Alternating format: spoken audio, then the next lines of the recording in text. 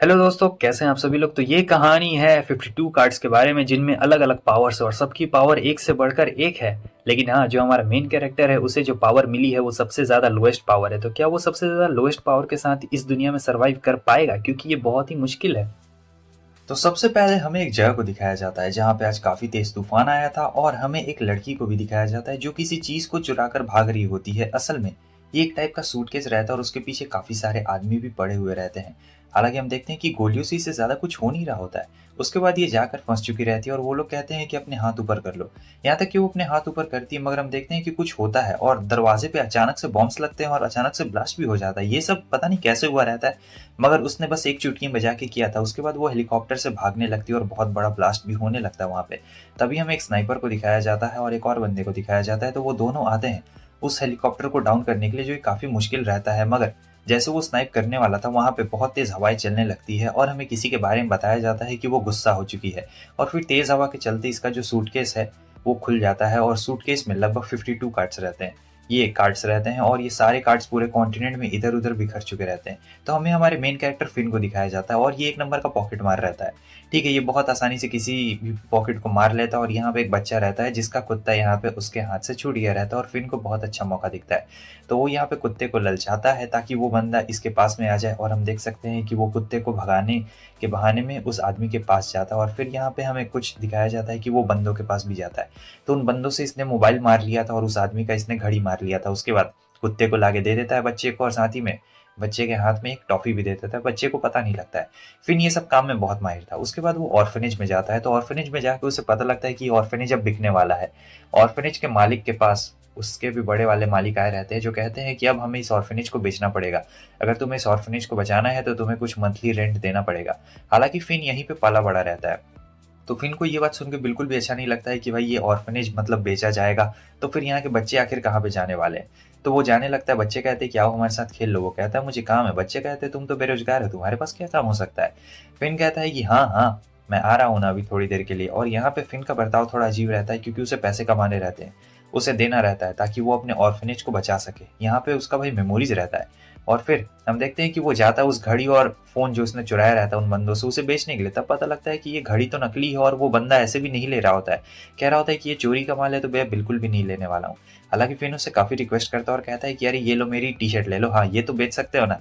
वो कहता है कि ना भाई, इसकी तो फूटी कौड़ी भी कीमत मैं नहीं लगाने वाला हूँ। हाँ ये कार्ड अच्छा लग रहा है, ये कहाँ से तुम्हें मिला।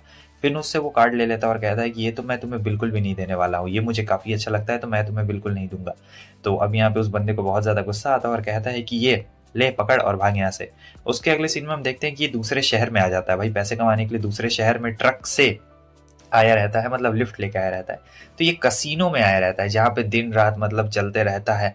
मस्त यहाँ पे आप पैसे कमा सकते हैं बहुत ही बढ़िया तरीके से, मतलब एकदम फेयर तरीके से आप पैसे कमा सकते हैं। तो हमें दिखाया जाता है कि यहाँ पे फिन एकदम जीत रहा होता है, लगातार जीत रहा होता है। मगर वहाँ पे एक बंदा रहता है, वो कहता है कि हाँ बच्चे, तुम्हारा लक काफी ज्यादा अच्छा चल रहा है इसलिए तुम शायद अभी तक जीत रहे हो। हमें कंट्रोल रूम में भी एक बंदे को दिखाया जाता है जहाँ पे कुछ खून वून गिरा हुआ रहता है और यहाँ पे बहुत सारे मार्बल्स भी गिरे हुए रहते हैं। उसके नेक्स्ट सीन में हमें दिखाया जाता है कि अब ये इस बंदे के साथ खेल रहा होता है जहाँ पे वो बंदा कहता है कि देखना बच्चे, मैं ही जीतने वाला हूँ। हालांकि फिन यहाँ पे जीत रहा होता है, मगर पता नहीं कैसे एकदम अनएक्सपेक्टेड तरीके से वो बार बार ऐसे कार्ड्स लेके आ जा रहा होता है जहाँ पे फिन हार जाता है, बहुत बुरी तरीके से हार जाता है। उसके बाद वो बंदा जाता है दूसरा लॉटरी खेलने के लिए। तो फिन भी उसके पास जाता है क्योंकि उसे उसका गोल्डन कार्ड निकालना रहता है। तो फिन जैसे निकालने वाला था, एक शीशा आके लग जाता है माथे पे। हाँ, बेचारी की किस्मत खराब है। उसके बाद हम देखते हैं कि वो पूछता है तुम यहाँ क्या करने के लिए आए हो। तब फिन बताता है कि तुमने मुझे कुछ ज्यादा ही हरा दिया है तो यार मेरे पास पैसे कम पड़ गए, क्या एक काम कर सकते हो, तुम मुझे थोड़े से पैसे उधार दे सकते हो। और वो वहाँ कार्ड निकालने की फिराक में रहता है। वो बंदा कह रहा होता है कि ये ग्लव्स तुम देख रहे हो मेरे हाथ में, ये क्या है। ये ग्लव्स मेरे लिए बहुत ज़्यादा लकी और जब तक ये मेरे पास है तब तक मुझे कोई भी छू नहीं सकता है क्योंकि ये बहुत ज़्यादा लकी ग्लव्स है। फिन को यहाँ पे कुछ समझ नहीं आता है। लेकिन पीछे से एक आदमी आके टकरा जाता है और यहाँ पे इस बंदे का लक फिर से चमक जाता है, काफ़ी पैसे आ जाते हैं। यहाँ पे उसका ओनर आ चुका रहता है और कहता है कि सर हम आपको कुछ स्पेशल ट्रीटमेंट देना चाहते हैं, क्योंकि इन लोग को शक हो गया था कि ये बंदा कुछ ना कुछ चाल चल रहा है, मतलब इतना ज़्यादा कोई भी नहीं जीतता है, किसी का लक इतना अच्छा नहीं रहता है। तो यहाँ पे वो अपने गार्ड से कहते हैं कि ज़रा इसकी तलाशी लो तो। और वो फिन को भी साथ में लेके आ गए थे, बेचारा गलती से पिस जाता है कहीं भी, क्या ही बोला जा सकता है। लेकिन वहाँ पे वो जो बंदा रहता है कहता है कि तुम्हें मुझ पे शक है, वैसे मेरे पास ये ग्लव्स है तो मुझे कुछ नहीं होने वाला। और अचानक से जो एक बढ़ता है गार्ड, तो वहाँ पे वो दूसरे गार्ड को धक्का दे देता है गलती से और एक गार्ड गिर जाता है। उसके बाद एक और गार्ड रहता है जो कि हमने कंट्रोल रूम में देखा था, और जो बॉस रहते हैं वो इस गार्ड को कहते हैं कि जल्दी से इसका कुछ करो, लेकिन ये गार्ड तो उससे उल्टा ही जवाब ले रहा होता है।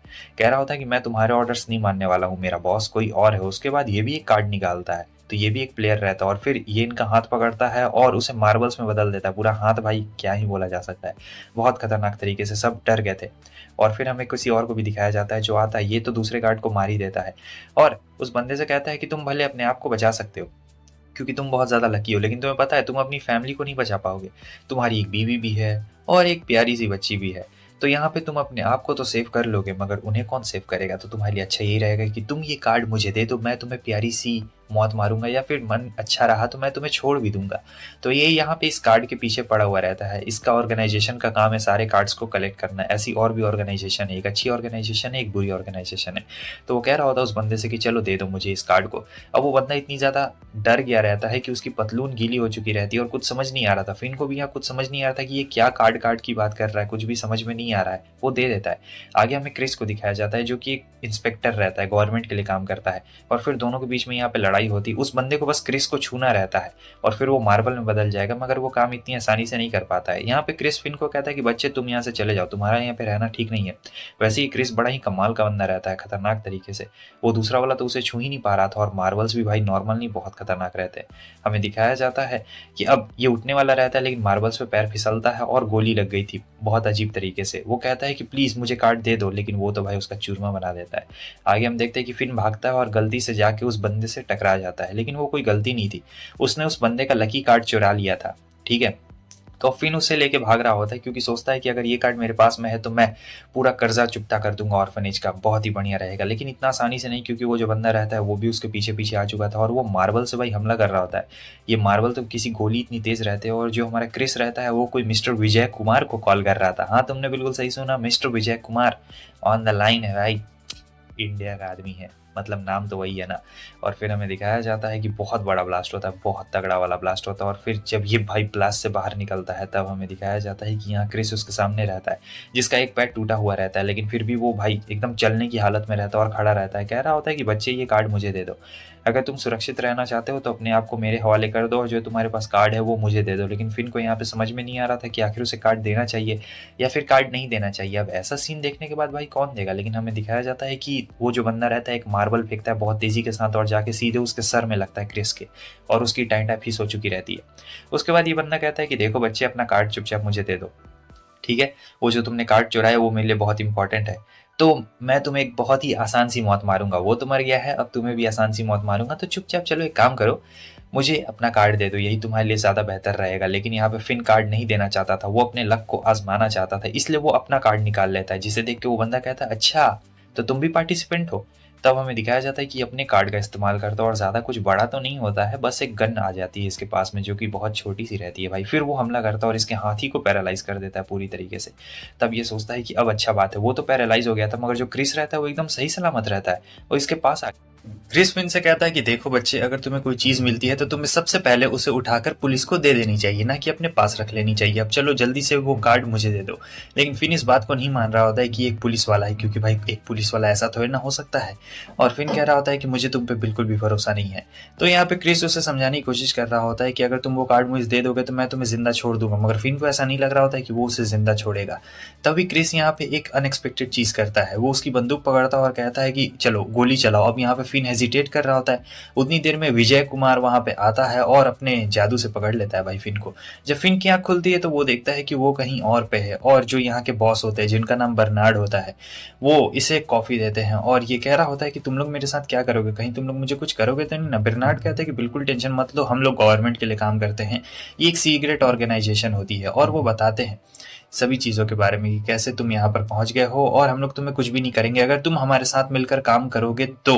वैसे अब हमारे पास 2 कार्ड्स हो गए, अगर हम लोग तुम्हारा कार्ड ले लेंगे तो। और अगर वो कहता है मैं तुम लोग की बात ना मानूँ तो उतनी देर में क्रिस आ जाता है और कहता है अगर तुम बात नहीं मानोगे तो तुम्हारे होश ठिकाने लगा दिए जाएंगे और ये कार्ड अब मेरा है। लेकिन फिन कह रहा होता है कि लाओ मुझे ये कार्ड दे दो, मगर क्रिस कह रहा होता है कि नहीं बच्चे, मैं ये कार्ड तुम्हें नहीं दे सकता हूँ, तुम बहुत ही बड़बोले। और भाई उसके मुंह में बंदूक रखा हुआ रहता है, वो कभी भी शूट कर सकता है, मगर वो ऐसा शूट बिल्कुल नहीं करेगा क्योंकि ये लोग ऑफिशियली काम करते हैं ना। आगे हमें दिखाया जाता है बर्नार्ड को कॉल आया हुआ रहता है किसी चीज़ का, तो हम देखते हैं कि कुछ पुलिस वाले गुंडों का पीछा कर रहे होते हैं। उसी में से एक जो गुंडा रहता है उसके पास भी कार्ड रहता है, ठीक है, तो वो भी आ चुका रहता है और ये बहुत मस्कुलर रहता है। आगे हमें दिखाया जाता है बर्नार्ड बताते हैं कि इस टाइप के टोटल 52 कार्ड्स है, मतलब पूरे कॉन्टिनेंट में ऐसे फैले हुए हैं और हर कार्ड में एक अलग किस्म की पावर है।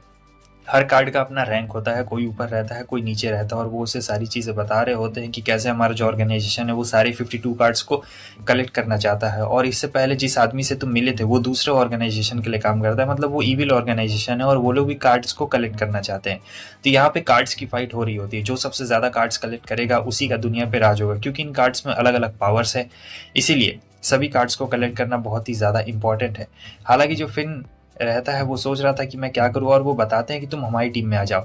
असल में वो सब बस एक दिखावा है और ये देखो ये है यहाँ पे, मतलब हम लोग दिखाते हैं कि हम लोग ऑटोमोबाइल में काम करते हैं, मगर ऐसा बिल्कुल भी नहीं। हम लोग सीक्रेट सर्विसेज हैं जो कि गवर्नमेंट के लिए काम किया करती है, ठीक है। और अगर तुम हमारी बात मान लोगे तो तुम्हें बहुत सारा पैसा भी देंगे और साथ ही साथ कार्ड यूज़ करने की परमिशन भी देंगे, वरना तुम यूज़ नहीं कर पाओगे, तुम्हें अरेस्ट करके रख लिया जाएगा। अब यहाँ पे फिन गहरी सोच में पड़ गया रहता है कि क्या वो इनके ऑफर को रिजेक्ट करे या फिर उनके ऑफर को एक्सेप्ट करे। वैसे उसे लग रहा होता है कि उसे ऑफर को एक्सेप्ट कर लेना चाहिए क्योंकि वो लोग पेमेंट काफ़ी ज़्यादा बढ़िया दे रहे होते हैं। तो यहाँ पे आप चेहरे पे स्माइल तो देख ही सकते हैं। तो वो कहता है कि ठीक है ठीक है ठीक है, मैं आपके ऑफर को एक्सेप्ट कर लेता हूँ, बहुत ज़्यादा खुशी हुई। तो वो कहते हैं कि ठीक है, ये लो अपना कार्ड वापस ले लो और क्रिस तुम्हारा इंचार्ज रहेगा। ये सुन के दोनों हैरान हो जाते हैं, कहते हैं कि क्या इस बच्चे का मुझे इंचार्ज बनाया गया है। वो कहते हैं कि हाँ क्रिस, तुम्हें ही, मतलब तुम्हें ही ये सबसे पहले मिला था, तो ये बंदर अब तुम ही संभालो, तुम ही इसके मदारी हो। हालांकि फिन को भी बिल्कुल पसंद नहीं आता है कि भाई ये क्रिस इसका रहे, क्योंकि वहाँ पे वेंडी इतनी ज़्यादा खूबसूरत है और विजय भी है, भाई इतना बढ़िया आदमी है, लेकिन ये क्या पगलेट आदमी मिल गया है। उसके बाद वो उसे ले जाता है सूट सिलवाने के लिए। सूट मतलब वो लड़कियों वाला सूट नहीं, ये जैकेट वाला सूट की बात कर रहे होते हैं। और हमें पता लगता है क्रिस का रीजनरेशन एबिलिटी है, इसलिए वो इतनी जल्दी हील हो जाता है, समझे, वो बहुत जल्दी रीजनरेट कर सकता है अपने बॉडी पार्ट्स को, इसलिए तो उसे कुछ भी नहीं हुआ अभी तक। आगे हमें दिखाया जाता है पुलिस ऑफिसर की मौत हो गई थी और डिटेक्टिव आते हैं। डिटेक्टिव के साथ जो असिस्टेंट रहती है कहती है कि ये तो बहुत ही अलग है, गोली मतलब पचक गई, गोली इन लोगों ने उसके ऊपर चलाई थी मगर फिर भी ये गोली पचक कैसे गई। डिटेक्टिव कहते हैं कि ये सब हमारा काम नहीं है। वो कहती है कि क्या आपके कहने का क्या मतलब है। डिटेक्टिव कहते हैं कि एक्स्ट्रा ऑर्डिनरी केस है और ये जो एक्स्ट्रा ऑर्डिनरी केसेस होते हैं ये कुछ एक्स्ट्रा ऑर्डिनरी लोगों को ही संभालने में ज़्यादा बेहतर रहता है। ये सुन के वो हैरान हो जाती है और सोचती है कि क्या मतलब। आगे हमें दिखाया जाता है ये तो लड़की के साथ लगा हुआ रहता है और पूरा उससे बातचीत कर रहा होता है। दूसरी तरफ जो फिन रहता है वो तो भाई अपना आराम से एकदम लेटा हुआ रहता है, उसे तो इन सभी चीज़ों से बिल्कुल भी मतलब नहीं रहता है। वो देखता है कि कैसे एक जो बंदा रहता है वो वहाँ के वेटर को डरा रहा होता है क्योंकि उसने उसके ऊपर जूस गिरा दिया रहता है। फिन कहता है अरे भाई शांत हो जाओ, लेकिन वो जो टकलू रहता है वो उसे ही मारने के लिए आ रहा होता है। इतनी देर में जो क्रिस रहता है वो आता है और उस टकलू को ठिकाने लगा देता है। वो टकलू कहता है कि मुझे माफ़ कर दो और फिर ये वेटर भी माफ़ी मांग रहा होता है, लेकिन कहता है कि मुझसे, अरे यार मुझे क्यों थैंक यू बोल रहे हो, कहना है तो क्रिस को थैंक यू बोलो, मुझे थैंक यू बोलने से क्या होगा। तो वेटर कहता है क्रिस सर आपका बहुत बहुत शुक्रिया, मगर जो क्रिस सर रहते हैं वो तो यहाँ पे कहीं और ही लगे हुए रहते हैं। उसके नेक्स्ट सीन में हमें दिखाया जाता है कि आ जाता है अपने दोस्त के पास में, जहाँ बताता है कि मुझे एक जॉब मिल गई है। ये नहीं बताता है कि जॉब क्या मिल गई है, बस यही बताता है कि जो कार कंपनी है उसी के अंदर सेल्समैन की मुझे जॉब मिल गई है, क्योंकि वो कार कंपनी उनका बस एक दिखावा रहता है ताकि किसी को शक ना हो। और ये भी बताता है कि मैं इस ऑर्फनेज को कुछ भी नहीं होने दूंगा, इस ऑर्फनेज ने मुझे अभी तक पाला है और इसे मैं कुछ भी नहीं होने दूंगा, बहुत सारे पैसे मैं इकट्ठा करूंगा, देखना जितने उन्हें पैसे चाहिए मैं वो सारे पैसे दूंगा। तो उसका दोस्त काफ़ी ज़्यादा खुश होता है कि चलो ऑर्फनेज कम से कम बच तो जाएगा। अगले सीन में हमें दिखाया जाता है कि क्रिस का फ़ोन आता है, तुरंत ही फिन उठता है और आ जाता है। क्रिस आता है उसे लेने के लिए, तो यहाँ पे फिन देखता है कि कार में ईयरिंग क्या गिरी हुई है। क्रिस कहता है क्या तुम्हें समझ में नहीं आ रहा है, वो लड़की जो थी ना, हाँ हाँ तुम बिल्कुल सही समझ रहे हो, रात में मैंने वो सब किया, हाँ हाँ जिसके बारे में तुम बस सोच सकते हो और कुछ कर नहीं सकते हो। यहाँ पे फिन का मजाक उड़ा रहा होता है, लेकिन फिन को इससे घंटा कुछ फर्क नहीं पड़ रहा होता है क्योंकि उसे इंटरेस्ट नहीं था। लेकिन अंदर ही अंदर बोलो तो मुझे काफ़ी ज़्यादा इंटरेस्ट है, क्योंकि ये जो क्रिस नाम का बंदे रहते हैं बहुत ही ज़्यादा मतलब खतरनाक टाइप के, मतलब ऐसे कैरेक्टर रहते हैं और इन्हें पकड़ना रहता है उसी बंदे को जो कि एकदम जिसका रॉक जैसा बॉडी था, जिसने पुलिस ऑफिसर को मार दिया था। पुलिस देखती है कि क्रिस की गाड़ी आ रही है तो वो उसे खुद ही साइड से रास्ता दे देते हैं। आगे हम देखते हैं कि ये अपनी पावर को एक्टिवेट कर लेता है, तो वो कहता है क्या मैं भी अपनी पावर को एक्टिवेट कर लूँ? कहता है कि हाँ कर लो। सबसे पहले वो उसे कहता है टायर पे गोली मारो, लेकिन हम देखते हैं जो मस्कुलर मैन रहता है वो आ जाता है और इस मस्कुलर मैन को हमारा फिन पहचान लेता है। ये वही वेटर रहता है। वो पूछता है कि तुम ऐसा क्यों कर रहे हो? तो वेटर कहता है कि इससे तुम्हारा कुछ भी लेना देना नहीं है, और वो हमला करने के लिए आता है और किसी भी तरीके से वो बच रहा होता है। मगर फिर क्रिस जो रहता है अपनी गाड़ी को तेज भगाता है और ब्रेक मार देता है, बहुत जोर से ब्रेक मारता है। भाई हालत खराब हो जाती है, मगर अभी भी नहीं। यहाँ हम देखते हैं कि वो उसके ऊपर गोली चलाता है, मगर गोली का कोई असर नहीं था। डिटेक्टिव और देख रहे होते हैं बाकी सभी लोग कि ये सब एक्स्ट्रा ऑर्डिनरी लोगों का काम है, और जो वेंडी रहती है उसने जो चोर रहते हैं बाकी उन चोरों को भी यहाँ पर पकड़ लिया रहता है। ठीक है, तो वेंडी का तो यहाँ पे काम हो गया था, इसकी पावर बाद में दिखाई जाएगी। और इधर में दिखाया जाता है कि गोलियों से शूट कर रहा होता है, मगर गोली इस पर कुछ असर ही नहीं कर रहे होते, रॉक जैसी बॉडी रहती है। और फिर आता है भाई क्रिस।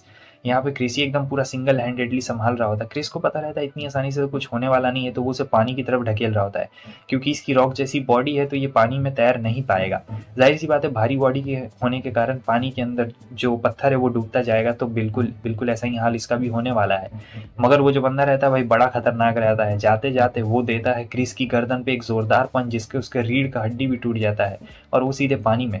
अब बात ये रहती है कि वो निकलने की कोशिश कर रहा होता है, मगर पानी से वो निकल ही नहीं पा रहा होता है। ऐसा इसलिए क्योंकि जाम हो गया था गेट।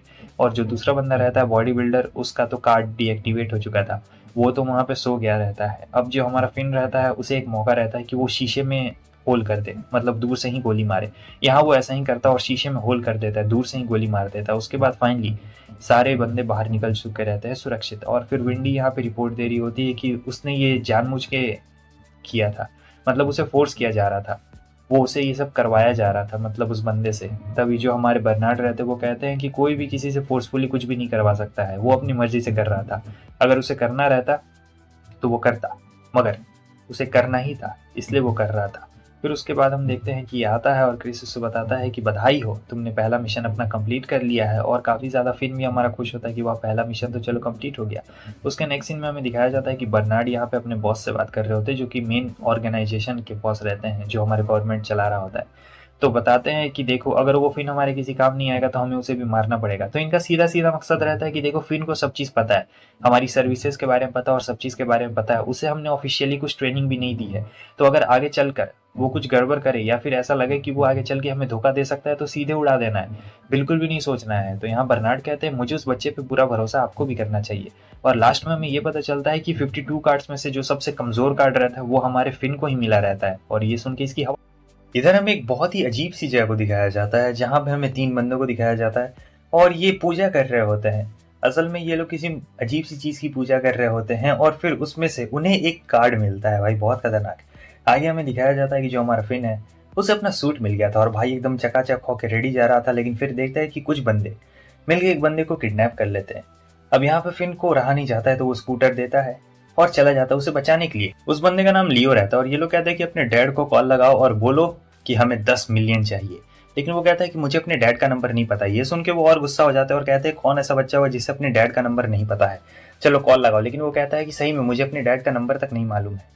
अब यहाँ पे उन दोनों को और भी गुस्सा आ रहा होता है, कह रहे होते हैं कि जल्दी करो, लेकिन ये कहता है जो करना है कर लो, मुझे नहीं पता मेरे डैड का नंबर, तो आखिर मैं क्या कर सकता हूँ। इतनी देर में इनकी कार पे गोली चलती है और ये किसी और ने नहीं बल्कि फिन ने ही चलाई रहती है, जिससे कार अनबैलेंस हो चुका था।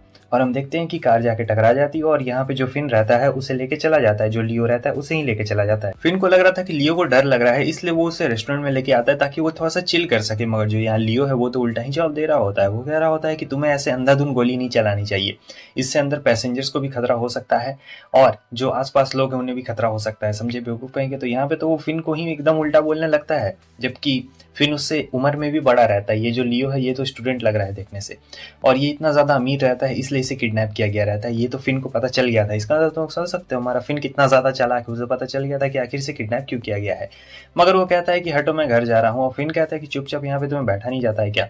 तब लियो थोड़ी देर बैठ जाता है और फिर उसे अलग ही सुनाने लगता है, बहुत ही अलग अलग सुना रहा होता है। भाई यहाँ पे फिन सोच रहा होता है कि क्या ही मुसीबत है। वो दोनों बंदे आ जाते हैं और कहते हैं ये तुम्हारे साथ है। फिन कहता है मैं इसे बचाया हूँ। तब ये लोग कहते हैं कि तुम्हें पता है इसने क्या किया है।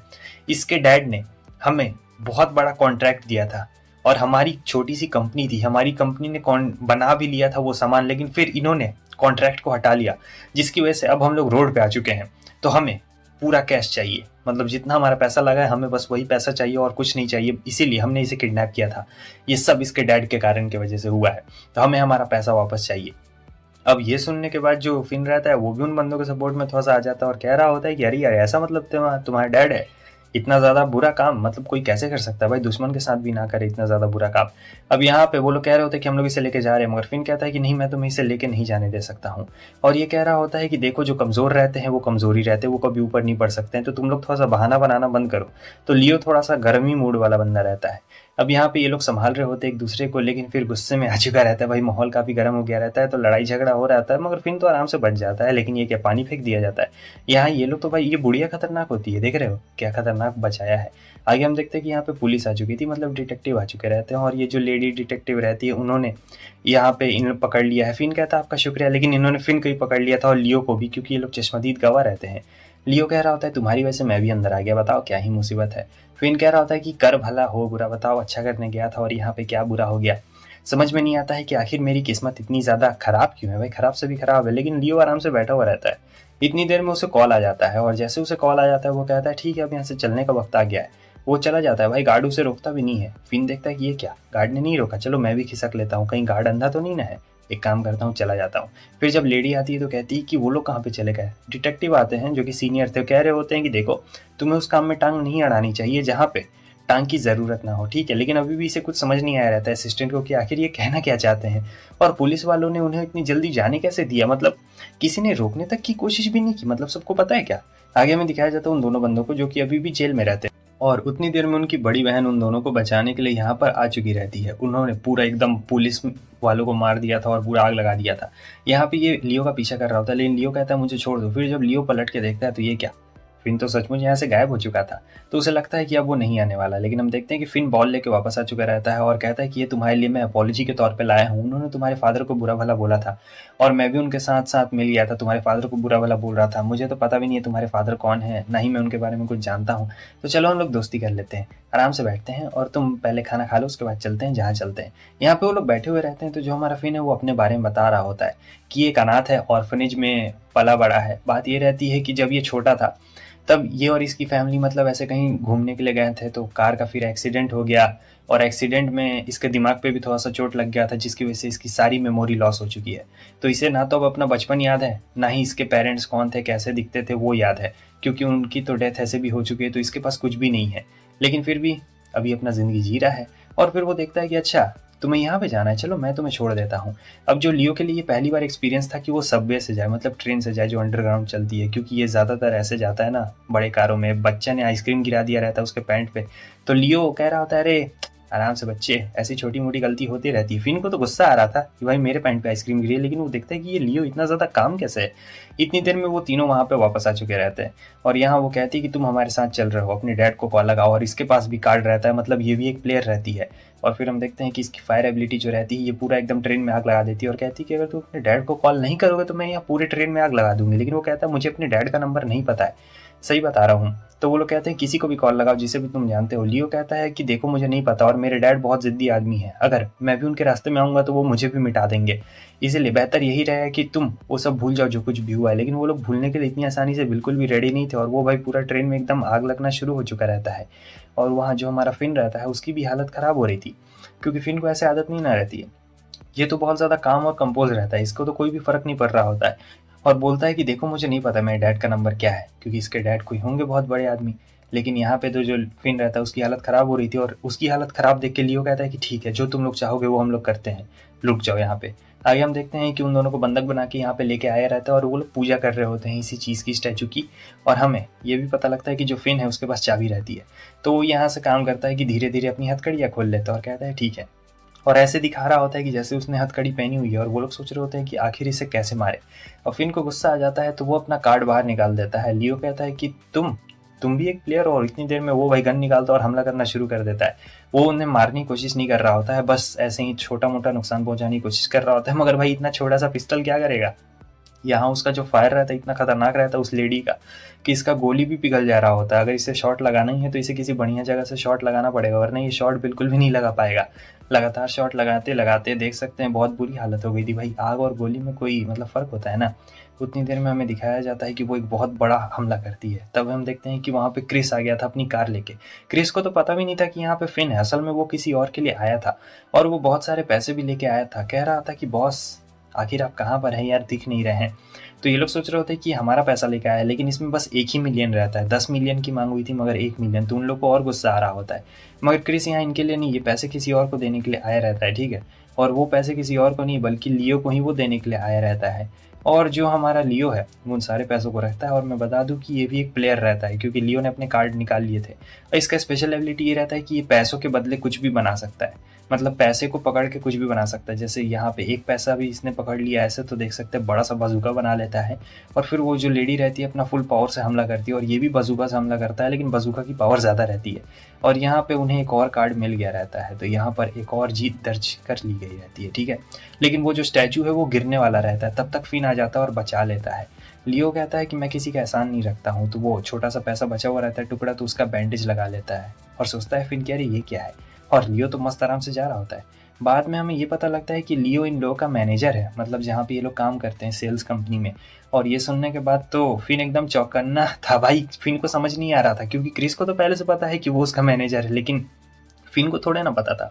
अब यहाँ वो कह रहा होता है कि तुम दोनों से स्पेशल मुझे बातचीत करनी है, मैंने सुना है कि तुम लोग बहुत रेकलेस तरीके से काम करते हो।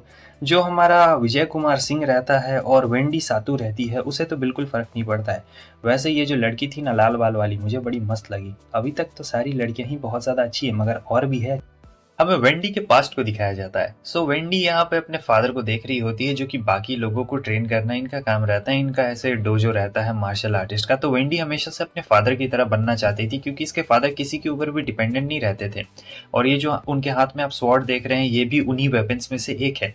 तो यहाँ पे उसके फादर जब नहीं रहते हैं तो ये उस कार्ड को निकालती है, मगर वो जो कार्ड रहता है उसी के ऊपर हावी होना शुरू हो चुका था। मगर उतनी देर में उसके फादर आ जाते हैं और छीन लेते हैं कार्ड। वो बाद में ट्रेनिंग करती है और यहाँ पे उसके फादर एक सवाल पूछते हैं कि तुम मेरी तरह बनना चाहती हो तो तुम्हें अकेले पाथ पे चलना पड़ेगा, तुम्हारा कोई भी दोस्त नहीं रहेगा, या फिर तुम ऐसे पाथ पे चलना चाहोगी जहाँ पे तुम्हारे बहुत सारे दोस्त रहेंगे, मतलब मुझसे अलग पाथ पे तुम चलना चाहोगी। तो यहाँ पे वेंडी बहुत ज़्यादा सोचने के बाद उन्हें जवाब देने वाली रहती है, मगर उसका सपना टूट जाता है और उसे याद नहीं रहता है। बात ये रहती है कि ऑफिस के लिए भी थोड़ी सी लेट हो गई रहती है और जब दिन गंदा होता है ना भाई तो सब चीज़ ही गंदा होने लगता है। आप जब लेट होते हैं या काम बुरा होता है तो सब चीज़ ही बुरा हो रहा होता है। और आज तो कुछ ज़्यादा ही बुरा हो चुका है बेचारी के साथ में।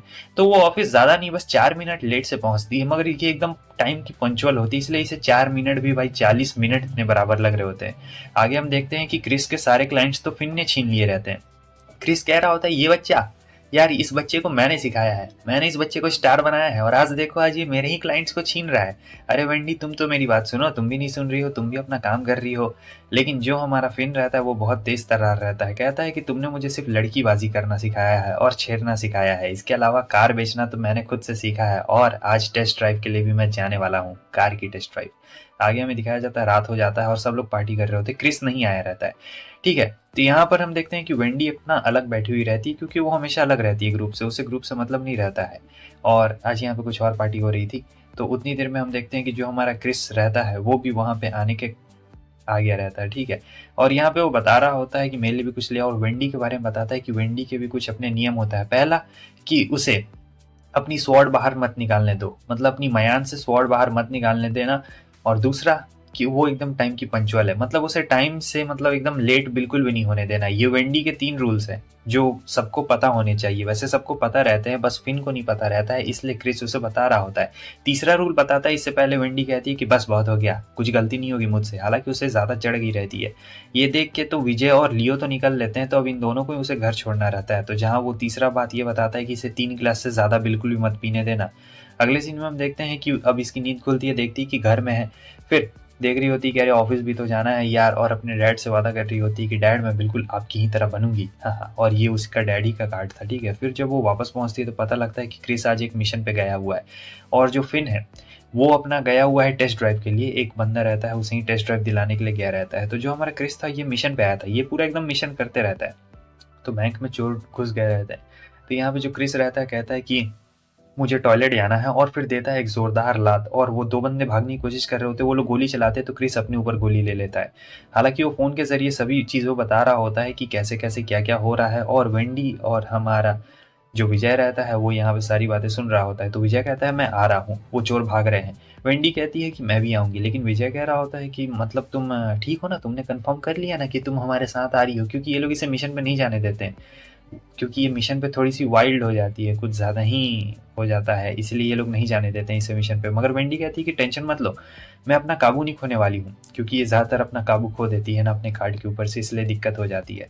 आगे हम देखते हैं कि ये तो टेस्ट ड्राइव के लिए अंकल को लेके जा रहा होता है, उतनी देर में ये देखता है कि क्रिस इसके साइड से पार होता है। तब ये बहाना बना देता है कि अरे अंकल मुझे टॉयलेट जाना है, आप ज़रा यहीं पे रुकिए। उसके बाद वो भाग जाता है और दूसरी तरफ हमें दिखाया जाता है कि वेंडी और जो विजय रहते हैं वो दोनों पीछा कर रहे होते हैं, और यहाँ ये ड्रिफ्ट मार रहा होता है, क्रिस की गाड़ी टकरा जाती है। तो उसके बाद जो विजय रहता है वो जाके उसे रोक लेता है। पीछे भागते हैं तो वेंडी आ चुकी रहती है, और यहाँ पे जो वेंडी रहती है वो अपने कार्ड का इस्तेमाल करती है। देख सकते हैं इसका कार्ड एक स्वॉर्ड रहता है, बहुत ही प्यारा सा स्वॉर्ड रहता है जो कि लव एंड पीस को दर्शाता है। मगर यहाँ पे ये अपनी मयान से ही मार रही होती है, स्वॉर्ड नहीं निकाल रही होती है। विजय ने इतनी देर में सभी हॉस्टेजेस को बचा लिया रहता है, और फिर वेंडी देखती है कि अरे ये क्या, मतलब इस चोर का जो चेहरा है ये तो बिल्कुल इसी हॉस्टेज की तरह सेम दिख रहा है। उतनी देर में वो जो हॉस्टेज रहता है यही सबसे मेन क्रिमिनल रहता है, असल में ये अपने क्लोन्स बनाता है, और इसने विजय को पकड़ लिया रहता है यहाँ पे, मतलब स्टैब कर दिया रहता है चाकू से। तो विजय अब यहाँ पे हिल नहीं पा रहा होता, और वेंडी से कहता है कि अगर तुम थोड़ा सा भी हिली तो मैं इसे मार दूंगा। तो इसलिए वो कुछ नहीं कर पा रही होती, और यहाँ पे विजय भी काफ़ी एकदम सहम सा गया रहता है, क्योंकि काफ़ी अंदर तक हो गया था। इसलिए वो कह रहा होता है कि भाग जाओ वेंडी, और यहाँ पे ये अपने क्लोन्स बना रहा होता है। हालांकि इसे दर्द होता है अगर किसी भी क्लोन को चोट लगेगी, तो यहाँ पे वेंडी ऐसे ही निकाल रही होती है। विजय समझ गया था कि ये बंदा 5 से ज़्यादा क्लोन्स मतलब एक बार में ऐसे नहीं कर सकता है। हालांकि वो बोल नहीं सकता था क्योंकि उसने उसके गर्दन पे चाकू रख दिया था, अब कुछ बोलेगा कैसे, बोल ही नहीं पाएगा, इसलिए विजय एकदम चुपचाप रहता है। और वो बंदा कहता है कि चुप रहो वरना मैं तुम्हें और तुम्हारे दोस्त दोनों को मार दूंगा। वेंडी के दिमाग में यहाँ पे बस एक ही बात चल रही होती है कि कैसे ना कैसे करके उसे विजय को बचाना है, अगर वो नहीं बचाएगी तो वो मारा जाएगा। यहाँ हमें फिर से पास्ट को दिखाया जाता है, जहाँ पे उसके डैड पूछते हैं कि तुम्हें मेरे रास्ते पे चलना है या अपने रास्ते पे। आगे हमें दिखाया जाता है कि ये कहती है कि मैं नहीं बदलूंगी, और वो अपनी तलवार जैसे निकालती है सब मारे जाते हैं। यहाँ विजय उससे पूछता है कि तुम अपने काबू में तो हो ना, मतलब तुमने अपनी तलवार निकाल दी है, तुम बेकाबू हो जाती हो। वो कहती है कि अरे तुम भी ना यार इतना ज़्यादा सोचते हो, मैं अपने कंट्रोल में हूँ, बिल्कुल तुम टेंशन मत लो। विजय भी सोच रहा होता है कि अभी तक तो अपने कंट्रोल में है, लेकिन कितनी देर तक ये अपने कंट्रोल में रहेगी। हालांकि वो नहीं रहती है, वो बेकाबू हो चुकी रहती है, और यहाँ पे वेंडी बन चुकी रहती है कुछ और। यहाँ पे वो बहुत खूंखार बन गई रहती है और एक ही बार में सबको निपटा डालती है भाई। और फिर वो मैसेज कर देता है विजय, और यहाँ क्रिस बताता है कि वो वेंडी का एक अलग ही अवतार है, वो उसका लव वाला अवतार है, क्योंकि ये वाला लव वाला अवतार है और वो जो वेंडी वाला अवतार रहता है वो पीस वाला अवतार रहता है। तो ये जो लव वाला अवतार है इसे लोगों को मारने में मजा आता है, और ये इसे मारने वाली रहती है, लेकिन विजय रोक लेता है, कहता है वेंडी रुक जाओ। वो कहती है कि वेंडी यहाँ पे नहीं है। अरे हाँ, बहुत दिन हो गए विजय, हम लोग बहुत दिन के बाद मिले हैं, मतलब दोनों एक मल्टीपल पर्सनैलिटी डिसऑर्डर जैसा इसका कुछ कह सकते हैं आप लोग, ठीक है, वैसा ही टाइप का रहता है। तो यहाँ पे हम देखते हैं कि आ चुका रहता है लियो एक बड़ा सा मतलब केज फेंक देता है, लेकिन हम देखते हैं वो उसे भी तोड़ देती है और सीधे आके हमला कर देती है। हेलीकॉप्टर पे बहुत बड़ा ब्लास्ट होता है, मगर लियो ने यहाँ पे बचा लिया रहता है ड्राइवर को। लेकिन लव आ चुकी रहती है और कहती है कि हाँ लगता है मैं तुम दोनों को मार दूंगी, कौन लड़ेगा मुझसे। तभी पीछे से क्रिस आ जाता है और क्रिस को देखते ही वो हमला करना शुरू करती है, और उसे तो पहले से पता रहता है कि क्रिस का रीजनरेशन वाला एबिलिटी है, तो बहुत ज़्यादा खुश हो जाती है और लगातार हमले पे हमला करना शुरू करती है। मतलब क्रिस को तो इतना मार रही होती है भाई कि क्या ही बोला जाए। अगर इस पूरे सीरीज में कोई बलि का बगड़ा है सबसे बड़ा तो वो क्रिस है, ठीक है, तुम लोग मानो चाहे ना मानो, लेकिन यही है, सब लोग इसे ही मारते रहते हैं बार बार। तो वो कहता है कि तुम हमारे एक नए मेंबर से मिलना नहीं चाहोगी क्या वेंडी। तो उसके बाद वो देखती है कि ये नया मेंबर कौन है, और फिर वो फिन रहता है, और भाई फिन ऐसे हमला करता है कि उसके हाथ से उसकी तलवार छटक जाती है, और यही इनका मेन प्लान रहता है, हाथ से तलवार निकल जाएगी तो ये वापस वेंडी वाले फॉर्म में आ जाएगी। मगर लव अपने वेंडी वाले फॉर्म में आने से पहले बहुत ज़्यादा हंस रही होती है और कह रही होती है कि हाँ तुमसे मिलकर मुझे बहुत ज़्यादा अच्छा लगा, सच बताऊं तो अगली बार जब हम लोग मिलेंगे तो और भी बहुत ज़्यादा मज़ा आएगा। हमें फिर से पास्ट के सीन में दिखाया जाता है जहाँ पे उसके डैड की तबीयत खराब रहती है, और वो कहते हैं कि तुम लोगों से अच्छी तरीके से सोशलाइज कर लेती हो, तो मुझे नहीं लगता है कि तुम्हें मेरे पाथ पे चलने की ज़रूरत है, क्योंकि जो मेरा पाथ है वहाँ पे तुम्हें अकेले रहना पड़ेगा, तुम्हारे कोई दोस्त नहीं रहेंगे, और मैं चाहता हूँ कि तुम्हारे कुछ ऐसे दोस्त बने जो तुम्हारी परवाह करते हो, जो आगे चलकर तुम्हारा साथ दे। मगर वेंडी कहती है कि नहीं, मैं आपकी तरह बनना चाहती हूँ। उसके डैड की तबीयत उस वक्त बहुत ज़्यादा खराब थी, बहुत ज़्यादा, और वो उनकी इच्छा थी कि तुम अपने पाथ पे चलो, तुम मेरे पाथ पे बिल्कुल मत चलो। मगर जो वेंडी रहती है उसके आंख में एकदम आंसू आ जाते, वो कह रही होती कि नहीं, मैं चलूंगी तो आपके पाथ पे मेरे कोई भी दोस्त नहीं रहेंगे, मैं अकेले रहूंगी। इसलिए ये इतना ज़्यादा अकेले रहती है और सबसे दूर दूर थोड़ा मतलब हट के रहती है। मगर उसके डैड कह रहे होते हैं कि नहीं, तुम सबके साथ रहोगी, और यही उनके कुछ आखिरी शब्द भी रहते हैं। आगे हम देखते हैं कि वेंडी की आंख खुलती है और वो देखती है अपने कमरे में है, और फिन आया आया रहता है इसे लेके, और कहता है अब तुम उठ गई हो तो ठीक है, अब मैं चलता हूँ। असल में फिन पूरी रात यहीं पे था, वो वेंडी का ख्याल रख रहा था। वो पूछती तुम यहाँ पे मतलब मेरा ख्याल क्यों रख रहे थे? वो कहता है क्योंकि हम लोग दोस्त थे, इसलिए मैं तुम्हारा ख्याल रख रहा था, ठीक है, और कोई बात नहीं है। यहाँ पे वेंडी को एकदम रोना आ जाता है, क्योंकि उसके डैड ने कहा था तुम्हारे कुछ ऐसे दोस्त होंगे जो तुम्हारा ज़िंदगी भर हमेशा ऐसे ही ख्याल रखेंगे। और वेंडी को बहुत अच्छा लगता है कि आज उसके कुछ ऐसे दोस्त हैं जो उसका ख्याल रखते हैं। हालांकि ये कुछ भूल गया था, असल में वो आदमी का टेस्ट ड्राइव ये भूल गया था, और वो अभी भी इसका इंतज़ार कर ही रहा है। तो हमें दिखाया जाता है उसी जगह को जहाँ पर सीन अभी हुआ था थोड़ी देर पहले। तो यहाँ पे ऑफिसर्स आ चुके रहते हैं, और जो हमारे इन्वेस्टिगेटर रहते हैं वो कह रहे होते हैं कि हमें इन्वेस्टिगेट करने की जरूरत नहीं है, क्योंकि उन्हें तो पता रहता है कि यहाँ पे क्या हुआ है। मगर जो हमारी लेडी ऑफिसर रहती है उन्होंने देख लिया था कि अरे ये क्या, ये बंदा बैंक की रॉबरी में भी है, तो इन्हें यहाँ पे गड़बड़ लगती है। तो ये जाती है अपने बॉस के पास और कहती है कि मतलब हम लोग हमेशा ऐसा क्यों करते हैं कि जब भी ये बंदे लोग ऐसे कुछ हालात में रहते हैं, और मैंने इसे काफ़ी बार देखा है, तो हम लोग केस को क्लोज क्यों कर देते हैं। इन मैडम का नाम शुगर रहता है, और ये एकदम पूरी जांच पड़ताल करना चाहती थी, मतलब जो एकदम रियल वाला होता है ना, शायद इसे ही नहीं पता था पूरे डिपार्टमेंट में। बाकी सभी लोगों को पता रहता है कि वो सभी स्पेशल केसेस को संभालते हैं, और इसे पता नहीं रहता, और ना ही इसे कोई बता रहा होता है, पता नहीं क्यों कोई नहीं बता रहा होता है।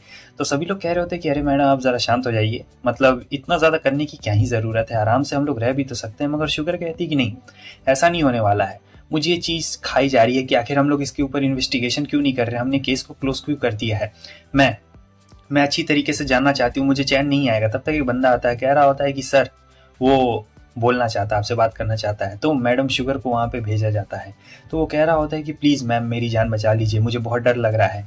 मतलब ये बुरे वाले गैंग के बारे में बात कर रहा होता है जो कि कार्ड्स का दुरुपयोग करते हैं, लेकिन उसने कार्ड्स के बारे में अभी तक कुछ भी नहीं उगला हुआ रहता, और कहता है पहले मुझे प्रोटेक्शन चाहिए, उसके बाद ही मैं कुछ भी उगलने वाला हूँ। तो लेडी कहती चिंता मत करो, तुम्हें पुलिस प्रोटेक्शन दे दी जाएगी, मगर पहले तुम बताओ तो। लेकिन वो कहता है कि नहीं, वो लोग बहुत खतरनाक है, वो लोग मुझे मार देंगे।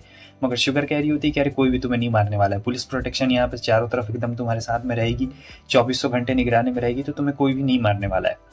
मगर उस बंदे को डर लग रहा था, क्योंकि वो अपने बॉस को जानता है, और यहाँ पे शुगर को कॉल आ गया रहता है। तो शुगर कहती है कि चिंता मत करो, मैं आती हूँ थोड़ी देर के लिए। वो कहता है मुझे छोड़ के मत जाओ। तब ये कहती है मैं एक काबिल ऑफिसर को तुम्हारे पास छोड़ रही हूँ। उसके आगे हमें दिखाया जाता है डिटेक्टिव को। तो डिटेक्टिव अपने दोस्त को कॉल लगाता है जो कि गवर्नमेंट के लिए काम करता है, मतलब गवर्नमेंट ही इसके लिए काम करती है, ये एक ऐसा बंदा रहता है, ठीक है। तो ये हमारे डिटेक्टिव का बचपन का दोस्त रहता है। और हाँ, मैं बता दूं कि जो हमारे फिन के बॉस है उसके भी बॉस का बॉस है, मतलब मेन आदमी है जो कि अच्छे वाले ऑर्गेनाइजेशन के लिए काम करता है, यही बंदा है वो, ठीक है, बहुत ज़्यादा पावरफुल। तो यहाँ पे वो उससे कुछ पूछने की कोशिश करता है, लेकिन ये उसे कुछ भी नहीं बताता है। आगे हम देखते हैं कि फिन और क्रिस यहाँ पर इसे टेस्ट ड्राइव, तो शुगर यहाँ पे सारे बंदों के ऊपर निगरानी रख रही होती है, मगर इतने दिन में अभी तक उसे कुछ भी नहीं मिला हुआ रहता है कि ये लोग किसी क्रिमिनल ऑर्गेनाइजेशन के लिए काम कर रहे हैं। आगे हमें दिखाया जाता है कि हमारे इन्वेस्टिगेटर पहुंच चुके रहते हैं, और ये बंदा बॉबी रहता है, आपने इसे शुरुआत में ही देखा होगा। तो ये यहाँ पे इसे कुछ भड़काने के लिए बोल रहा होता है, और उसे काफ़ी ज़्यादा मतलब गुस्सा भी आ रहा होता है, मगर वो जानता था कि ये मेरे बॉस का दोस्त है, तो मैं इसे कुछ नहीं कर सकता हूँ। असल में जो हमारे डिटेक्टिव है वो अच्छे वाले साइड का भी दोस्त है और बुरे वाले साइड का भी दोस्त है, मतलब दोनों साइड का बहुत ही अच्छा दोस्त है, इसलिए कोई भी इसे कुछ नहीं कर रहा होता, और ये सबको एकदम नोचते रहता है और कोई कुछ नहीं कर पाता, और इसे गुस्सा आ रहा होता है कि वो बच्चा मैं उसे नहीं छोड़ने वाला हूँ। आगे हमें दिखाया जाता है वो सोच रहे होते हैं कि आखिर एक मतलब क्रिमिनल ग्रुप का जो मेन बॉस है उसने इतनी बड़ी पार्टी क्यों रखी है, उसने सभी को यहाँ पर बुलाया है, यहाँ तक कि बड़े बड़े आर्मी ऑफिशियल्स भी आए हैं। आखिर वो करना क्या चाहता है, और काफ़ी बड़े बड़े बिजनेस टाइकून्स भी आए हुए हैं, आखिर बात क्या है। ये भी इसका बचपन का दोस्ती रहता है, मतलब समझे, विलन और हीरो दोनों साइड एक ही दोस्त है भाई, क्या बात है। और ये है, और ये सब लोग कह रहे होते हैं कि आइए जाम लेते, लेकिन ये कहता है मैं पीता नहीं। उसके अगले सीन में हमें दिखाया जाता है कि फिन यहाँ से निकलता है घर से, उसे कुछ महसूस होता है, और हम देखते हैं कि शुगर यहाँ पे रहती है, कहती है कि मैं तुम्हें अरेस्ट कर रही हूँ। और आगे हम देखते हैं कि ये कहते हैं कि हम लोग एक फैमिली बनाना चाहते हैं, एक बहुत ही अच्छी फैमिली, और फैमिली में कोई किसी को धोखा नहीं देता। हम लोग यहाँ पे एक चैरिटी शो करने वाले हैं, एक चैरिटी शो जो बहुत सारे बच्चों को, मतलब जिन्हें चैरिटी चाहिए उनके लिए ये मददगार साबित होगा।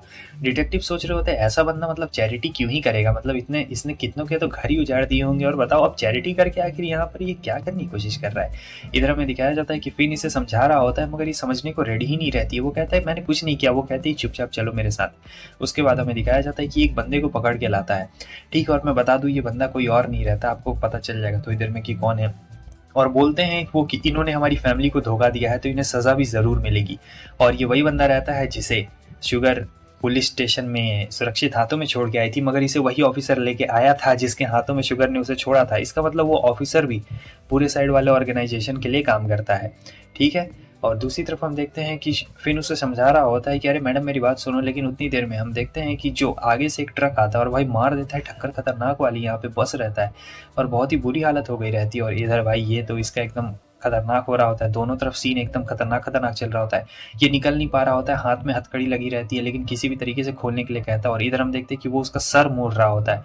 दूसरी तरफ हमें दिखाया जाता है कि यहाँ पे ये लोग किसी भी तरीके से बाहर निकल चुके रहते हैं। तभी फिन देखता है कि आगे से कोई आ रहा है, तो वो अपना कार्ड निकालता है। शुगर को कुछ समझ नहीं आता है कि आखिर यहाँ पे ये सब क्या हुआ, और इधर तो इन लोग को समझ में नहीं आता है कि आखिर वो क्या कर रहा है। मतलब वो अपने हाथों से भाई उसका सर मोड़ रहा होता है, बहुत ही बुरी तरीके से मोड़ रहा होता है, दिखाया भी नहीं जा रहा होता है। सब लोग डर के मारे कांप रहे होते हैं कि आखिर ये क्या है। और वो कहता है कि फैमिली में भरोसा होना बहुत ही बड़ी बात है। आगे हमें दिखाया जाता है एक लेडी को जो कि अपने हाथों से कंट्रोल कर रही होती है भाई सभी चीज़ों को। यहाँ पे वो फिन की गन को भी कंट्रोल कर लेती है और उसे शुगर की तरफ मोड़ डालती है। और फिन कह रहा होता है कि नहीं ऐसा प्लीज़ बिल्कुल भी मत करना, लेकिन वो जो लेडी रहती है कहती है कि नहीं ऐसा तो ज़रूर होगा। शुगर को काफ़ी डर लग रहा होता है, उसे कुछ समझ नहीं आ रहा होता है क्योंकि उसकी बॉडी को भी वो लेडी कंट्रोल कर रही होती है। और जो हमारा फिन रहता है वो यहाँ कुछ कर ही नहीं पा रहा होता है। पूरी तरीके से ऐसा लग रहा होता है कि उसके हाथों को जकड़ लिया गया है। आगे हमें दिखाया जाता है कि उस आदमी के सर को मोड़ के भाई पूरा ही तोड़ दिया गया रहता है और कहते हैं कि जाम आज के नाम। और इधर हमें दिखाया जाता है कि गोली साइड में चलाई गई रहती है।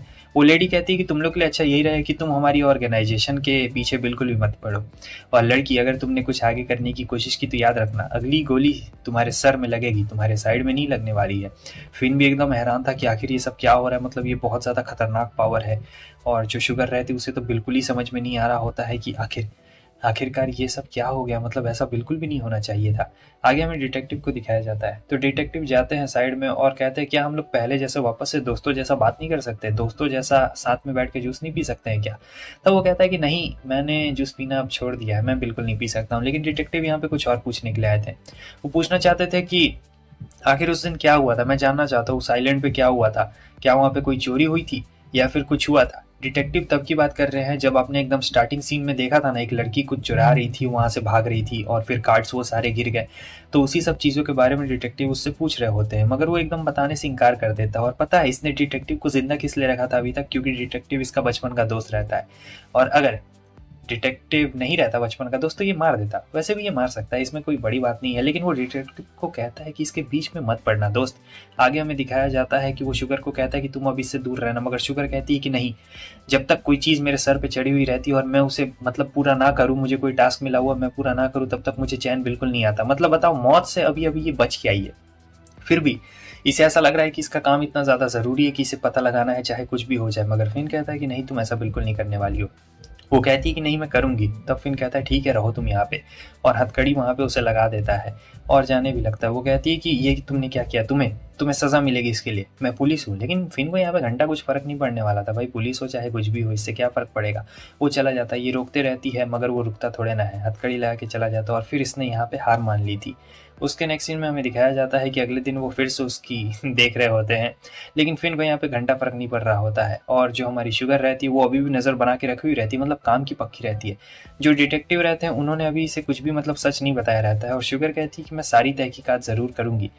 शुगर ने तो डिटेक्टिव को बता दिया था कि उसके साथ साथ क्या क्या हुआ है, उसे यकीन नहीं हो रहा है, लेकिन डिटेक्टिव उसे कुछ भी नहीं बोलते हैं।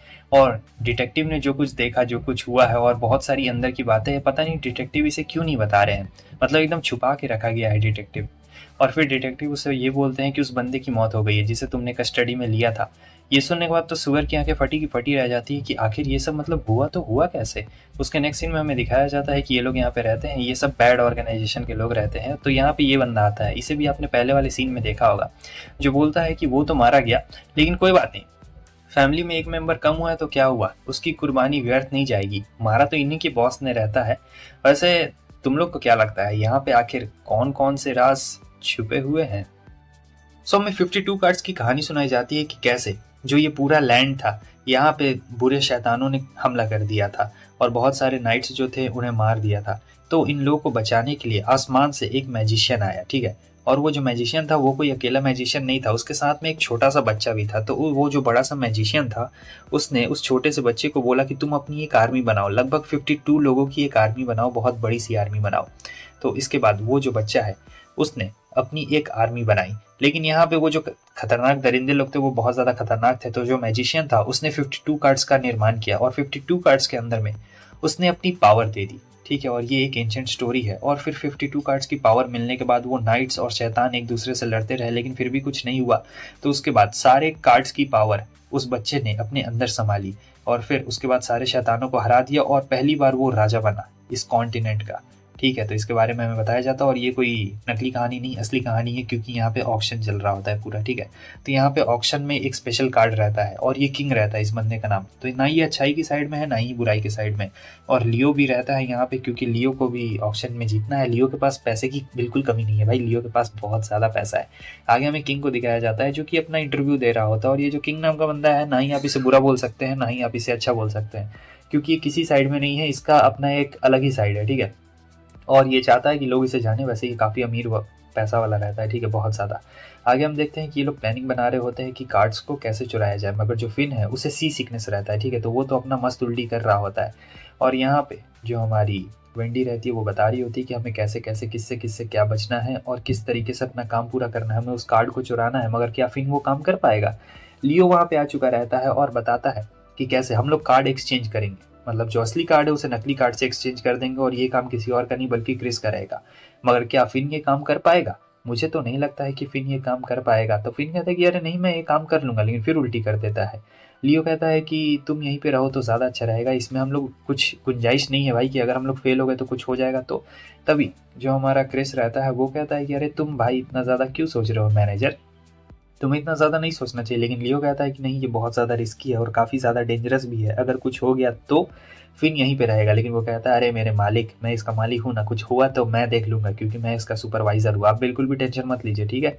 तो अब ऑक्शन यहाँ पे शुरू होने वाला था। सो ऑक्शन यहाँ पे शुरू हो गया था। सबसे अमीर यहाँ पे किंग ही रहता है और किंग के बाद लियो यहाँ पे सबसे अमीर रहता है, ठीक है। तो ऑक्शन शुरू होता है, किंग कह रहा होता है आइट लियो क्या खरीदने वाले हो, लेकिन किंग तो यहाँ पे शुरुआत से ही सब चीज़ खरीद रहा होता है।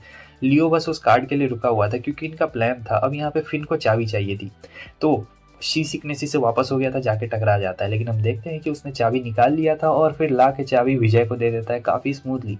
उसके बाद विजय ड्रिंक में मिलाता है तो वो जाता है वेंडी के पास में और फिर वेंडी जो है हमारी यहाँ से सीधे उतर चुकी रहती है। और एक और प्लान रहता है कि उसे जाके गार्ड से टकराना है, तो वो जाके गार्ड से टकराती है और फिर उससे माफ़ी भी मांग रही होती, कहती है कि आप चलिए दूसरे रूम में अपना ड्रेस चेंज कर लीजिए।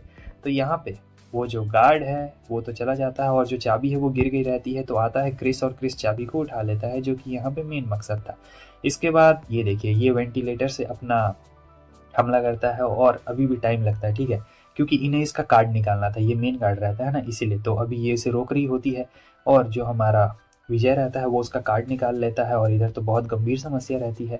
हम देखते हैं कि यहाँ पे क्रिस को चेक किया जा रहा होता है, लेकिन वो लोग मांगते हैं कि तुम्हारा कार्ड कहाँ पे है। तो अब क्रिस के पास कार्ड थोड़े ना है, लेकिन विजय इसे कार्ड ला के दे देता है। तो वो कहता है कि ये लो कार्ड। उसके बाद वो जाता है और मेन कार्ड के पास पहुंच जाता है। तो ये ऑक्शन में ले जाने के लिए रहता है, तो ये ऐसे ही ड्रेस बना के आया रहता है कि ऑक्शन में ले जा रहा हो। उसके बाद यहाँ पे एक डिवाइस भी लगा देता है ताकि सबको बेवकूफ़ बना सके कि यहाँ पर मतलब कैमरा लगा हुआ है, ठीक है। पूरी तरीके से कैमरेज को भी हैक कर लिया गया रहता है, बहुत ही बुरी तरीके से। फिर क्रिस मस्त आराम से कार्ड को चेंज करने वाला रहता है। आगे हम देखते हैं कि ऑक्शन में कुछ होने वाला था, मगर इसे शायद कुछ भनक लग गई रहती है। तो जो हमारा किंग रहता है वो कहता है कि नहीं भाई, अभी ऑक्शन नहीं होने वाला है, अभी रुक जाओ, क्योंकि अभी मुझे टॉयलेट ब्रेक पे जाना है, ठीक है। तो अभी तुम लोग ये ऑक्शन नहीं करवा सकते हो, ज़रा रुक जाना यहाँ पे, क्योंकि किंग को भी टॉयलेट लगता है, उसके बाद ही कुछ काम होने वाला है। तो वो कह रहा होता है कि सर लेकिन फाइनल प्रोडक्ट अभी आने वाला है जो कि सबसे ज़्यादा बेशकीमती है। लेकिन किंग कह रहा होता है कि नहीं नहीं नहीं, एकदम आराम से रहो। और वो लियो को यहाँ पे जलाने की कोशिश भी कर रहा होता है, क्योंकि किंग यहाँ पे बहुत ज़्यादा अमीर रहता है भाई। लियो उसका कुछ भी नहीं है, मतलब तुम लोग समझ रहे हो कितना ज़्यादा अमीर है। लियो के पास पैसे का भंडार है। और इधर हमें दिखाया जाता है कि जो क्रिस है वो कार्ड को चेंज करने जा रहा होता है। इतनी देर में स्पार्क हो जाता है, लाइट बुझ चुकी रहती है और यहाँ पे आ चुका रहता है किंग का चेला, जो कि हमला कर देता है। लेकिन आपको तो पता है कि इसके पास रीजनरेशन एबिलिटी रहती है और इन लोगों को पता लग गया था। हालांकि पता नहीं ये कोई कार्ड यूज़र है या फिर नहीं है किंग, लेकिन फिर भी बहुत ज़्यादा मतलब अकड़ रहता है। और इधर तो हमारा जो क्रिस रहता है भाई एकदम खतरनाक तरीके से लड़ता जा रहा होता है, भयानक। और लियो कह रहा होता है कि तुम ठीक तो हो ना, लेकिन वेंडी तो वहाँ पे सो गई थी क्योंकि उसने बहुत ज़्यादा चढ़ा ली थी। और जो फिन रहता है वही जा रहा होता है। उतनी देर में किंग आ जाता है और कहता है कि हम लोग ऑक्शन शुरू करते हैं। लाइट कट गया रहता है, लेकिन फिर भी वो कह रहा होता है कि चलो ऑक्शन को कंटिन्यू करते हैं। मैं हूँ ना यहाँ पे बिडिंग लगाने के लिए, मुझसे ज़्यादा यहाँ पे और कोई भी बिडिंग नहीं लगा सकता है उस कार्ड के लिए, ठीक है। तो मैं ही यहाँ पे आराम से जीतने वाला हूँ। तो यहाँ लियो भी आ चुका रहता है और वो भी बिडिंग लगा देता है। हालांकि दोनों बहुत ज़्यादा ही पैसे बिड लगा रहे होते हैं और सब एकदम देख के हैरान हो जाते हैं कि ये क्या। अरे भाई ये क्या हो रहा है, मतलब इतने ज़्यादा पैसे भी होते हैं क्या, और इधर लड़ाई भी चल रही होती है बहुत ही ज़्यादा भयंकर टाइप से। तो उतनी देर में हम देखते हैं कि फिन वहाँ पे आ चुका रहता है, भले सी सिकनेस रहती है मगर आ चुका रहता है लड़ने के लिए। लेकिन क्या ही फ़ायदा आने का भाई, इसे फिर से उल्टी आने लगती है तो वो बंदा इसे पकड़ लेता है और कहता है कि अगर हिलने की कोशिश की तो तुम्हारा दोस्त यहाँ पे मारा जाएगा। अब क्रिस के पास यहाँ पे कोई ऑप्शन बचता ही नहीं। तो क्रिस कहता है कि ठीक है ठीक है ठीक है, तुम उसे कुछ मत करना, मैं हथियार नीचे रख रहा हूँ। आगे हमें दिखाया जाता है कि दोनों भाई एकदम एक के बाद एक बोली लगाते जा रहे होते हैं। विजय कहता है कि अरे मास्टर शांत हो जाइए, मगर नहीं, वो शांत नहीं होने वाला था भाई, वो तो एकदम लगाते जा रहा होता है, पैसे बहुत ज़्यादा पैसे लगा रहा होता है। और इस तरफ जो क्रिस रहता है वो कहता है कि ठीक है, तुम जीते, तुम चाहे तो इस कार्ड को ले सकते हो। लेकिन यहाँ पे क्रिस का कोई प्लानिंग रहता है, इसने कुछ सुन लिया था और शायद इसीलिए, और जो वो बंदा है उसे कुछ समझ में नहीं आता है कि ये क्या, इतनी आसानी से आखिर ये बंदा हार क्यों मान रहा है, क्या इस बंदे की जान की कीमत इतनी ज़्यादा है क्या। इतनी देर में हम देखते हैं कि वो एक ज़ोरदार लात मारता है और फिर उस बंदे को मार के आगे बढ़ता है कार्ड लेने के लिए। लेकिन उतनी देर में हम देखते हैं कार्ड यहाँ पे पहुँच चुका था, अब यहाँ से कैसे ले सकते हैं। तो अब यहाँ पे जो हमारा रहता है लियो बिडिंग लगाने वाला रहता है, लेकिन तब तक ये उल्टी कर देता है और जो किंग है वो इस बिडिंग को जीत जाता है, समझे। लियो जैसे ही बिडिंग लगाने वाला था वैसे वो नहीं लगा पाता क्योंकि उल्टी कर दिया था हमारे फिन ने। और वैसे भी पैसा लगभग 10 मिलियन पहुंच गया था, जो कि बहुत ज़्यादा है भाई, बहुत ज़्यादा, मतलब बहुत ज़्यादा है, और इतना लियो ऐसे भी अफोर्ड नहीं कर सकता था। तो किंग यहाँ जीत जाता है और बोलता है पैसा दुनिया में सब चीज़ करवा सकता है। तभी हमें दिखाया जाता है लेडी को, और आपको तो पता है कि ये कौन है, ये बुरे वाले ऑर्गेनाइजेशन से है, और कहती है कि हाँ पैसा सब कुछ करवा सकता है मगर पावर उससे ज़्यादा इंपॉर्टेंट है, देखा। और कार्ड लेके ये यहाँ से रफू चक्कर हो जाती है। किंग यहाँ पे रोते रह जाता है कि अरे मेरा कार्ड, इसका मतलब ये कोई कार्ड यूज़र नहीं है। अगर कार्ड यूज़र होता तो ये आराम से यहाँ पे मतलब कुछ कर सकता था, मगर नहीं। आगे हमें दिखाया जाता है कि न्यूज़ आ चुकी रहती है कि हाँ भाई कार्ड चोरी हो गया है, हिस्टोरिकल पीस चोरी हो गया है। और यहाँ पे लियो को काफ़ी गुस्सा आ रहा होता है भाई, क्योंकि एक तो कार्ड हाथ से छूट गया मगर अब यहाँ पे कुछ किया ही नहीं जा सकता है। क्रिस भी बड़े आराम से रहता है, लगता है क्रिस ने कुछ यहाँ पे गुल खिला दिया है या फिर नहीं। वो कहता है कि भाई ये सब फिन की वजह से हुआ, फिन कहता है कि ये सब क्रिस की वजह से हुआ, और फिर लास्ट में सब बोलते हैं कि ये सब लियो या फिर वेंडी की वजह से हुआ है, क्योंकि वेंडी तो भाई सो गई थी, उसे इतना नहीं करना चाहिए था, वो तो चुप रहती है भाई। आगे हमें किंग को दिखाया जाता है जो कहता है कि मेरे हाथ से मेरा कार्ड छिन गया, मेरी आंखों के सामने छिन गया, नहीं मैं नहीं कर सकता, मेरा फेवरेट एम्प्लॉय कहाँ पे है। तब तक वो लेडी कहती है कि आपका फेवरेट एम्प्लॉय अपने बच्चों के पेरेंट टीचर मीटिंग में गया है। तब ये काफ़ी अच्छा रहता है और कहता है अच्छा पेरेंट टीचर मीटिंग में गया, ठीक है, तब मैं उसे डिस्टर्ब नहीं करूँगा क्योंकि फैमिली टाइम भी बहुत ज़्यादा अच्छा होता है, अभी और मसाला बाकी है। हमें एक लड़की को दिखाया जाता है जो कि यहाँ पे ब्लॉग बनाते हुए जा रही थी। असल में ये बहुत बड़ी यूट्यूबर रहती है, मतलब काफ़ी फेमस इन्फ्लुएंसर रहती है, तो ये यहाँ पे अपना ब्लॉग बनाते हुए जा रही होती है। इसके दोस्त कहते हैं कि तुम तो अपना लाइफ पार्टनर पता नहीं कब ढूंढोगी। तब तक क्रिस यहाँ पे आ जाता है और कहता है कि कैसी हो बेबी, और इसका नाम चेलेसा रहता है। ये कहती है तुम मुझे फंसाने की कोशिश कर रहे हो। वो जाने लगती है तो फिन आता है और वो उसका कार्ड निकालने वाला था, तो ये यहाँ पे पेपर स्प्रे मार देती है और कहती है कि तुम लोग मेरे कार्ड के पीछे पड़े हुए हो, मैं तुम्हें बिल्कुल भी नहीं देने वाली हूँ। यहाँ पे फिन की आंखों में मिर्ची लगी हुई रहती है और इतनी देर में वो आती है अपने कार्ड का इस्तेमाल करके दोनों के हाथों को जोड़ डालती है और फिर वहां से भाग जाती है। असल में ये थोड़ा सा लव वाला कार्ड रहता है, तो दोनों के हाथ यहाँ पे जुड़ गए थे, दो हाथ मिल रहे हैं चोरी चोरी छुपके छुपके, और यहाँ पे दोनों का हाथ जुड़ गया रहता है।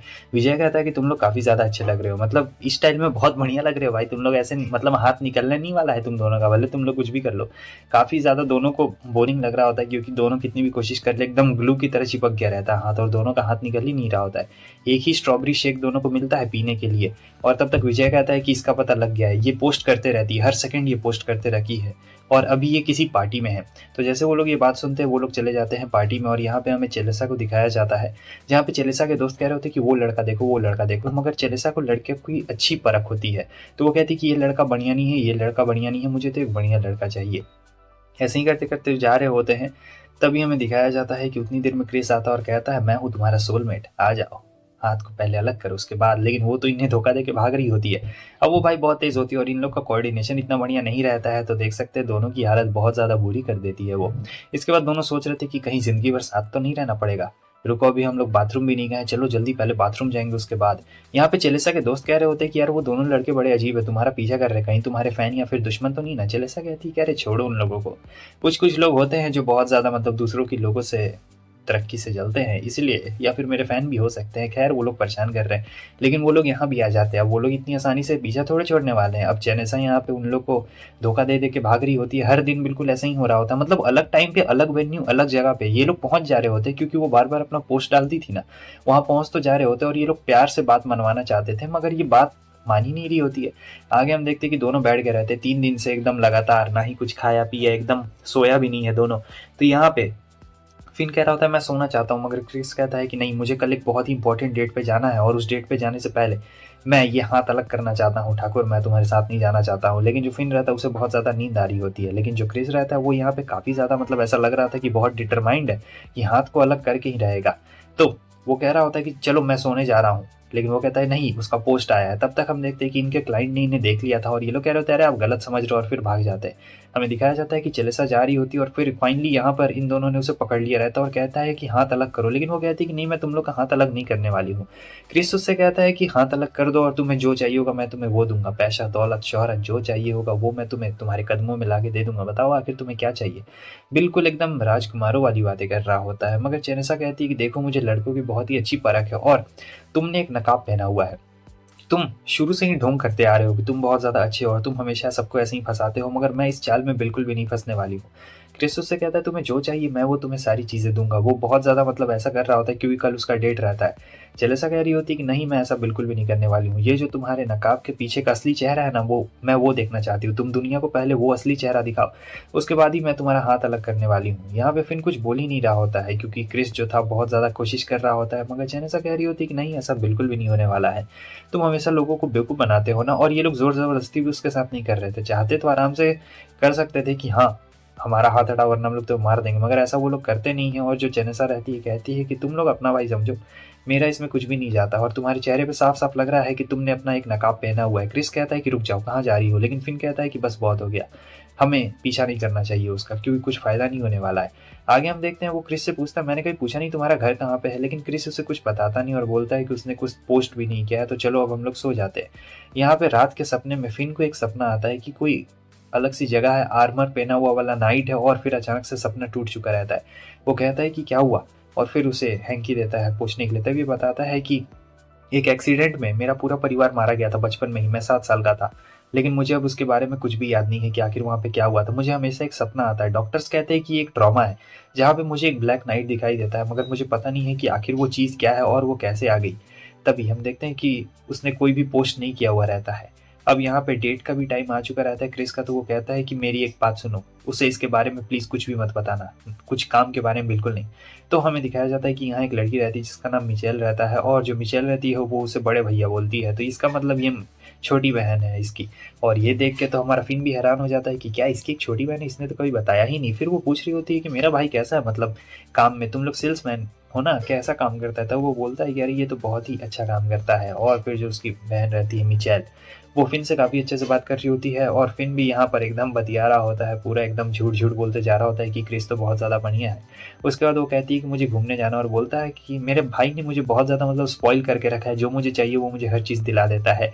तब फिन कहता है कि हाँ ये काम में भी ऐसे ही अच्छा है, सबकी मदद करते रहता है, सही में तुम्हें बहुत ज़्यादा स्पॉइल करके शायद इसने रख दिया होगा। उसके बाद वो जाती है उधर चेंजिंग रूम में, तब हमें दिखाया जाता है कि चेलेसा वहाँ भी आ जाती है और कहती है कि कितना अपनी बहन से झूठ बोलते हो, हाँ कब तक अपना ये नकाब पहन के रखोगे, आज नहीं तो कल उसे तुम्हारे बारे में पता चल ही जाएगा, अपनी बहन के सामने अच्छे बनते हो। तब तक उसकी बहन आ जाती है और पूछती कि भैया ये कौन है। तब ये लोग बताते कि ये हमारी दोस्त है। वो कुछ कहती लेकिन इससे पहले ही वो लोग कह देते कि हाँ ये हमारी बहुत ही अच्छी दोस्त है। तब मिशेल कहती कि चलिए ना भैया कहीं घूमने चलते हैं, मतलब साइड में, आप भी चलिए हमारे साथ मैम। तो यहाँ पे वो लोग कह रहे होते हैं कि अरे नहीं नहीं, चलेसा को तो यहाँ पे बहुत ज़्यादा ही काम है और मुझे नहीं लगता है कि वो हमारे साथ चल सकती है, उसके पास इतना टाइम नहीं है। लेकिन चेल्सा कहती है कि अरे हाँ मैं तुम्हारे साथ ज़रूर चलूँगी। असल में चेल्सा चलने के लिए इसलिए मान गई थी क्योंकि वो इसकी बहन के सामने इसका पूरा पर्दाफाश करना चाहती थी, ठीक है, इसीलिए वो कह रही होती है कि चलो मैं तुम्हारा रूप तुम्हारी बहन को ज़रूर दिखाऊंगी। अब जो क्रिस रहता है उसे वो बोल रही होती है कि उस दिन तुमने मुझे नहाते हुए देख लिया। तब क्रिस यहाँ पे कुछ बहाना मार देता है फिन के बारे में, कुछ भी मतलब एकदम पूरा बढ़िया कर रहा होता है, ठीक है। और यहाँ पे जो चेलेसा रहती है सोचती है कि मैं तो इसे एक्सपोज करने आई थी मगर ये तो एक्सपोज हो ही नहीं पा रहा है, तो कोई बात नहीं, खैर छोड़ो, थोड़े से मज़े हम लोग कर लेते हैं। तो यहाँ पे काफ़ी ज़्यादा वो लोग मज़े कर रहे होते हैं। मिचेल कहती है कि एक बार मैं जाइंट फेरी पे बैठना चाहती हूँ, चलिए ना वहाँ चलते हैं, लेकिन क्रिस साफ साफ मना कर देता है। लेकिन वो कहती है चलिए ना। फिन कहता है कि यार तुम्हारी छोटी बहन बोल रही है एक बार जाइंट व्हील पे बैठ लेगी तो क्या हो जाएगा, लेकिन वो उसे काफ़ी गुस्से में मना करता है, कहता है कि मैंने मना किया ना, मतलब मना किया। तब यहाँ पे चेलेसा कहती है कि यार वो छोटी बच्ची एक बार कह रही है तो तुम्हें चलने में क्या हर्ज है, लेकिन क्रिस कहता है कि मैंने मना किया ना, कहीं नहीं जाने वाला है कोई। तभी हम देखते हैं कि मिचेल अचानक से यहाँ पे गिर गई थी, उसे कोई बीमारी रहती है, तो वो तुरंत ही जाता है और चेलेसा को कह रहा होता है कि जल्दी जल्दी ये हाथ अलग करो, बहुत ज़्यादा इंपॉर्टेंट है। अब चेलेसा उसका हाथ अलग कर देती है और ये लेते हुए भाग रहा होता है। तो हमें पता लगता है कि बचपन में इसकी मॉम गुजर गई थी, क्योंकि इसका मॉम को कोई बीमारी थी और जो बीमारी अब इसकी बहन को भी आ गया है। इसके डैड भी नहीं थे, तो बचपन में ये लोग भी मतलब ऑर्फन ही थे, ठीक है। अब इसके बाद ये तुरंत ही लेके जा रहा होता है उसे हॉस्पिटल, और वो आईसीयू में भर्ती रहती है। तो वो घुसने की कोशिश कर रहा होता है, फिर भी उसे रोकने की कोशिश कर रहा होता है, और फिर इतनी देर में चलेसा आके उसका हाथ रोक लेती है और कहती है कि अपनी इमोशंस को कंट्रोल करो।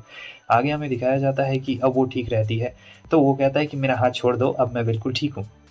उसके बाद उसके बाद हम देखते हैं कि डॉक्टर उसे बता रहे होते हैं कि उसकी कंडीशन ठीक नहीं है।